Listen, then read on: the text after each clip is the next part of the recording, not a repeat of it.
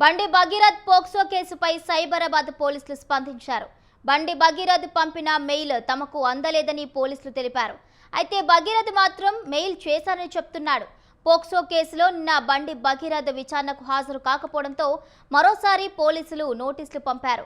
కరీంనగర్లో బండి భగీరథ్ మామకు నోటీసులు ఇచ్చారు. భగీరథ్ కోసం పోలీసులు 4 బృందాలుగా ఏర్పడి సర్చ్ చేస్తున్నారు. భగీరథ్ కోసం సైబరాబాద్ పోలీసులు ప్రత్యేక బృందంగా ఢిల్లీకి వెళ్లింది.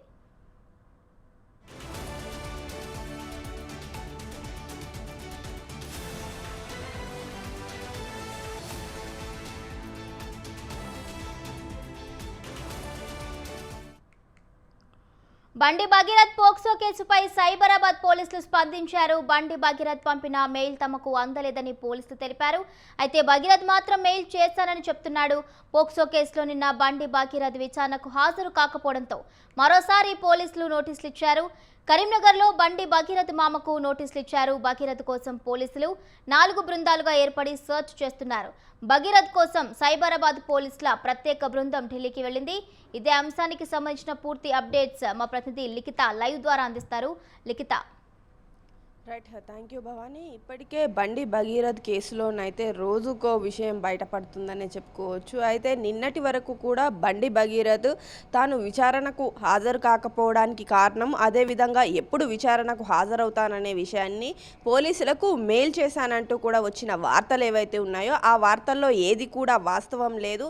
ఒకవైపు బండి భగీరథ్ నేను ఈ యొక్క పోలీసులకు మెయిల్ చేశానని చెప్తున్నాడు. మరోవైపు పోలీస్ అధికారులు మాత్రం ఈరోజు ఒక నోట్ని రిలీజ్ చేయడం జరిగింది. అందులో భాగంగా ఎలాంటి నోటీసు మాకు అందలేదు, తాను ఎలాంటి లెటర్ మాకు రాయలేదు అంటూ కూడా చెప్పుకొచ్చే ప్రయత్నం అయితే చేశారు. ఇక్కడ ఈరోజు అయితే మరి తాను పెట్టుకున్న ఈ యొక్క బెయిల్ పిటిషన్కు సంబంధించి అయితే విచారణ జరగనున్నట్లుగా తెలుస్తోంది. 2 గంటల సమయంలోనైతే ఈ విచారణ కొనసాగనున్నట్లుగానైతే సమాచారం అందుతుంది.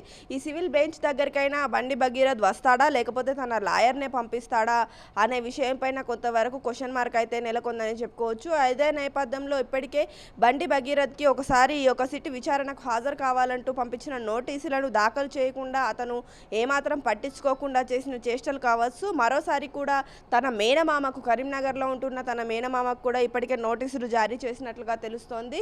ఎక్కడ ఉన్నా కూడా బండి భగీరథ్ వెంటనే పోలీసుల వద్దకు రావాలి, ఈ విచారణకు హాజరు కావాలంటూ కూడా చెప్తున్నారు. అయితే ఇదొక వైపు నడుస్తుంటే మరోవైపు బండి భగీరథ్ కనిపించట్లేదు, పోలీసులు కూడా ఈ విషయం పైన పెద్దగా పట్టించుకోవట్లేదు అంటూ ప్రతిపక్ష నాయకులు కొంతమంది సోషల్ మీడియా వేదికగా కావచ్చు, అంతేకాక కూడా కొంతమంది పోస్టర్స్ను కూడా ఏర్పాటు చేసి అతను కనిపించట్లేదు అంటూ కూడా ఇటు మెట్రో ట్రైన్లలో అంతేకాకుండా పోస్టర్స్ ఏర్పాటు చేసి మొత్తం హైదరాబాద్ నగర వ్యాప్తంగా కూడా వాటిని అంటించే ప్రయత్నం కూడా చేస్తున్నారు. ఇదిలా సాగుతుంటే మరోవైపు తాను తప్పు చేయనప్పుడు ఎందుకు పోలీసులకు వద్దకు వచ్చి నిజాలు అనేటివి బయట పెట్టట్లేదు, అసలు ఏం జరిగింది అనే వివరాలు చెప్పకుండా విచారణకు తప్పించుకునే ప్రయత్నం బండి భగీరథ్ ఎందుకు చేస్తున్నాడు అంటూ నెటిజన్ల నుండి కూడా ప్రశ్నల వర్షం కురిపిస్తున్నారు. అంతేకాకుండా ఇటు మరోవైపు ఈ యొక్క బండి సంజయ్ కూడా ఈ విషయం పైన స్పందిస్తూ తప్పు చేస్తే నా కొడుకైనా సరే శిక్ష పడాల్సిందే, నేను రాజకీయ భవిష్యత్తులో ప్రజల మధ్య ఉంటూ కొంతవరకు నా యొక్క కొడుకు సమయం ఇవ్వలేదు, అందుకే ఆ కుటుంబానికి దగ్గరై ఈరోజు ఇలాంటి ఒక ఇబ్బందిలో ఇరుక్కున్నాడు అంటూ కూడా ఆయన కూడా ఆవేదన వ్యక్తం చేసిన పరిస్థితి కనిపిస్తుంది. ఇంకోవైపు ఈ యొక్క బండి సంజయ్కి సంబంధించిన కొందరు అభిమానులు ఎవరైతే ఉంటారో వారు పండిత పుత్ర పరమసుంఠ అంటూ తాను ఇటు బండి భగీరథ్ చేసిన తప్పుకు ఎందుకోసం బండి సంజయ్ని ఇబ్బంది పెడుతున్నారు అంటూ ప్రశ్నిస్తున్న పరిస్థితి కనిపిస్తుంది. పూర్తి స్థాయిలో ఈ కేసులోనైతే నిన్న చూసుకున్నట్లయితే వాళ్ళు 31st నైట్ ఫామ్ హౌస్కు వెళ్ళిన ఒక వీడియో అయితే రిలీజ్ అవ్వడం జరిగింది. సోషల్ మీడియా వేదికగా ప్రస్తుతం అది హల్చల్ చేస్తుందని చెప్పుకోవచ్చు. అక్కడెక్కడ కూడా బండి భగీరథ్ అమ్మాయిని బలవంతంగా తీసుకువెళ్తున్నట్లయితే కనిపించలేదు. కానీ లోపలికి వెళ్ళిన తర్వాత ఏం జరిగింది అనే విషయం పైన మాత్రం ఆసక్తి అయితే నెలకొంది.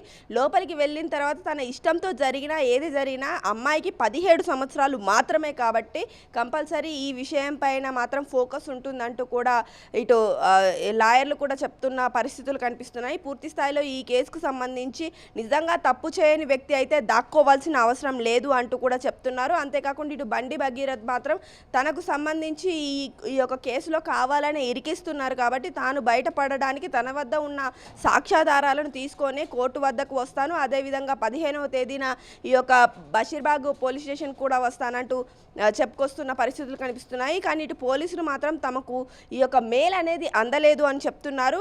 ఈ నేపథ్యంలోనే ఇప్పటికే 3 బృందాలుగా విడిపోయిన పోలీస్ అధికారులు ఇటు కరీంనగర్లోను, ఢిల్లీలోను, హైదరాబాద్లోను సర్చింగ్ ఆపరేషన్ని చేస్తున్నట్లుగా తెలుస్తోంది. బండి భగీరథ్ ఎక్కడ కనిపించినా అతన్ని అదుపులోకి తీసుకుంటామంటూ కూడా అధికారులు చెప్పుకొస్తున్న స్థితి కనిపిస్తుంది. Right, thank you Likhitha, thank you for the updates.